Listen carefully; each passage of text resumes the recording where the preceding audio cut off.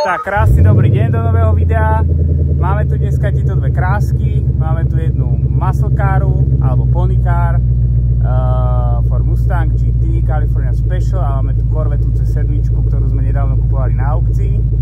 Anuška už dáva dole strechu na Mustangu. Primárne na predaj si dneska teda predstavíme túto Corvettu, ktorú budeme čoskoro inzerovať na predaj, aj teda do Európy. Takže Danča nám už dáva dole strechu na Corvette, aby sme to mali trošičku viac otvorené, aby sme si ukázali ju aj bez strechy, lebo myslím si, že to sa aj tu viac hodí.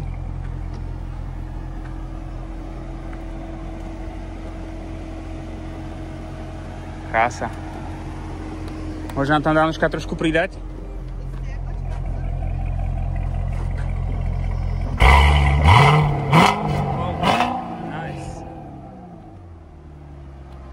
Takže máme tu túto 2015 Chevy Corvette 7, má okolo 450 alebo 460 koní a je to prakticky, ako som spomínal, proste base package, takže nemá to žiadny performance, nie je to Z06 ani Z51.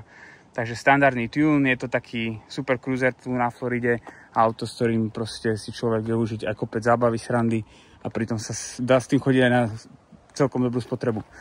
Takže, Danuška, povedz nám, čo mám o tom aute povedať. Čo by si ty chcela vedieť, keby si kupovala takúto Corvettu, alebo Mustanga, alebo ešte lepšie taká otázka, ktoré auto by si ty kúpila? Ja z tých dvoch? No.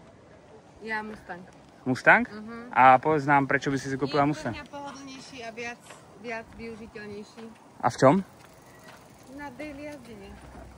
V daily jazdení a ešte?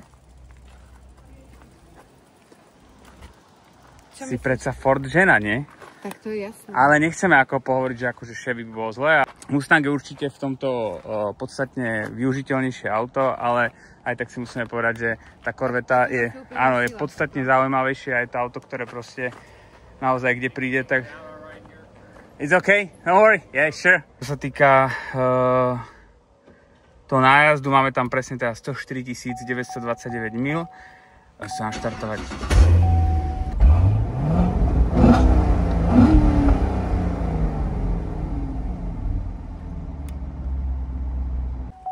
Čo sa týka infotainmentu, hlavne sa mi páči táto feature, to je super, tu si môžete položiť tak $100 000 a môžete ísť na auta, ako to my robíme. Robím srandu. Má to prakticky navigáciu, aj má to OnStar, Bluetooth, také tie základné funkcie. No nie je to žiadny extra proste infotainment moderný, je to 2015, má to 10 rokov. Tu ešte vidím nedostatky trošku, jak môžete vidieť na zrkadle, ale Bose hrá pekne, no. Viete si to ovládať samozrejme, že aj na volante. Takže je to super. Čo sa týka teda, nesvietí žiadny check engine, ani žiadna iná kontrolka. Máme tam prakticky len to ABS Light-on a traction má to padla pod volantom. Takže super, keď si chcete podradiť alebo idete razantnejšiu jazdu. Ako som spomínal, je to tá klasická 6.2. Má to okolo tých 450 koní. Za mňa motorický motor je slušne čisto. Už keď sa to vlastne prvýkrát naštartovalo z aukcie, tak nebol tam žiadny nejaký hlasitý prejav alebo niečo. To auto tam stálo 3 alebo 4 mesiace. Na aute sme prakticky urobili len výmenu oleja a urobili sme tam nejaký taký základný servis. Si auto vyžadoval. Ako motoricky ide to slušne. Za mňa ešte dôležitá vec poznamenať, tá Corvetta má 100 000, takže príde mi hlučnejší diferák a uloženie kardanka kríže mi prídu, že tam proste volá, hej, pri zaradení do Dčka je cítiť, že je to razantnejšie proste a není to proste ako nové. Ja tieto C7 poznám, lebo sme ich už pár doviezli a viem, ako sa to auto správa, keď je nové. Je teda na tomto cítiť, že sa nejakú mileage za sebou a proste má už niečo nabehané. Takže aj z toho hľadiska budeme určite cenovo sa snažiť zacieliť tak, aby to bolo zaujímavé. Samozrejme, auto bude na predaj lokálne tu na Floride aj do Čiech. Nechcel som to dávať do Čiech na predaj, ale viac menej hovorím si, že je to zaujímavé auto a teraz, ak sme začali niektoré auta dávať a skoro vlastne všetky odišli do Čiech, tak jedno Suburban sa predal do Pompano Beach, takže viac menej si myslím, že to môže byť niečo pre vás tiež zaujímavé.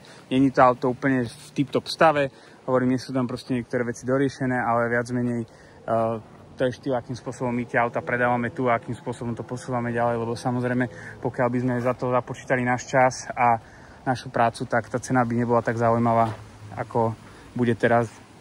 A pritom je to stále funkčné auto v peknom stave. Takže, čo sa týka teda interiéru, to auto má nabehané 104 000 mil, čo je skoro nejakých 160-170 000 km cca, takže jasné, nejaké opotrebenie proste tam je. Určite to není zničené, nikto v tom aute nefajčil ani neriešil nejaké, ja neviem, že by bol nejaký humusák, volant je podivuhodne dosť čistý, by som povedal. Lakťová opierka klasika, z lakťa proste tá koža uvoľnila, ale tlačítka a ostatné armrest je úplne čisto, takže za mňa ako interiérovo ten stav je celkom pekný. Exteriérovo je samozrejme, že vidieť, že je trošičku vyfejdovaný ten lak. Viac menej je to auto celý život na Floride, má 10 rokov, takže je jasné, keď to auto proste jazdí a stojí, tak vonku niekedy tak asi ten lak proste dostáva zabrať a viac menej bude treba teda si lakovať kapotu, blatníky a zadný trunk vlastne. Takže to sú také veci, ktoré budú, čo sa týka kozmetiky, ale auto má minimum škrabancov, takmer žiadne. Tuto som zaznamenal jeden jediný, ktorý bude možno sa dať vyleštiť. A kolesa sú trošku ohryzené a gumy sú už proste na šrot. Takže viac menej, čo sa týka exteriéru, investície, určite vyriešiť tú kapotu a zadný kufor, prezúd na nové pneumatiky. Museli sme sa ísť do tieňu s Dankou, lebo prehral sa mi telefón. Opäť proste to nedal a má chudák. Musím mu nejaké pridávne chladenie vymyslieť. Pozrie na eBay, alebo možno začnú predávať iPhony s pridávnym chladením. Takže frčíme na jazdu, Danuška bude šofér, ja budem točiť, lebo máme problémy trochu s tou kamerou, že sa nám to v kuse prehrieva. A pre takú ladnú malú žienku je to super. Takže pomaličky vyrážame na malú jazdu. Danuška nám tu hodí nejaký drift. Chceš? No, to radšej nie. A je to síce pekné, ale tu ľudia chodia oddychovať. Sedím tak strašne vysoko, nie? To ty? No. Ideálne podľa mňa tak pre manželky toto. Takže tak, žiadne milenky chlapci, musíte ľúbiť svoje ženy. Môže zastať Danča a nenáme a môže nám dať trošku taký jemný odpich. Proste pridaj tak po plynu, drž volant a bude opatrne na tom. Jo. Má to tak 450 koní. No ukáž nám, čo je v tebe. Aj. Dobre. Tu môžeš zastaviť a urobíme si pár prejazdov. Čo povieš? Môžeme tu robiť prejazdy. To dáva trošku moc. No chlapi, že nám to radšej nedávajte, lebo vidíte to, že on trošku zmačknú plyn a už idú v drifte trošku. Ako tá trakčná nejde, tak zrejme, samozrejme prekozlí kola, ale tak možno štvrť alebo pol plynu. Ale zvuk má brutálny, no. Musím povedať na to, že je to base model, je to neuveriteľné ako to auto, aký má akustický prejav.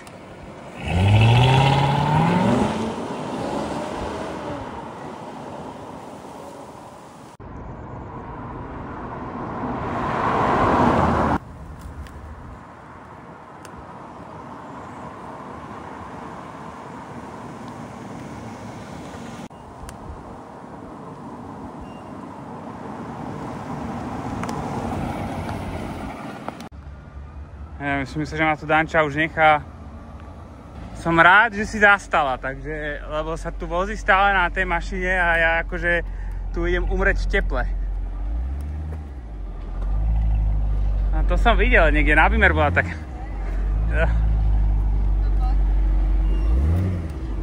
Takže ideme sa vymeniť, lebo Danuška je super šoférka, ale nedávam ten koment k tomu, že čo potrebujete počuť k tej jazde. Takže poprosím, aby bola kameramanka. Čo len to? Ako keď som sedel na tej spojazcovej sedačke. Keď sme si to do track modu. Samozrejme, žiadne driftovačky sedieť nebudú. Zase my tak nejazdíme, že áno.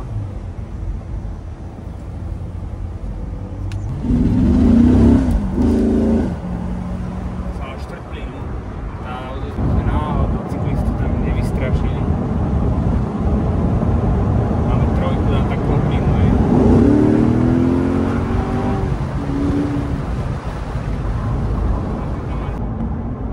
stále nám inak vypína kameru, lebo telefón je prehriatý, takže bude strašne veľa strihov, moc sa na to omlúvam, ale máme tu dneska 150 stupňov, sme tak v pekle, taký nič neuveriteľné. Každopádne som chcel povedať, že Corvetta bude na predaj aj tu v Amerike a pôjde na predaj aj do Čiech za super cenu. Čo je sa, tie smeťaky vysypal som mohla nahrať. Akurát tam susedovi vysypali smeti, tak počkáme, kým prejde okolo nás, lebo to učí agrom.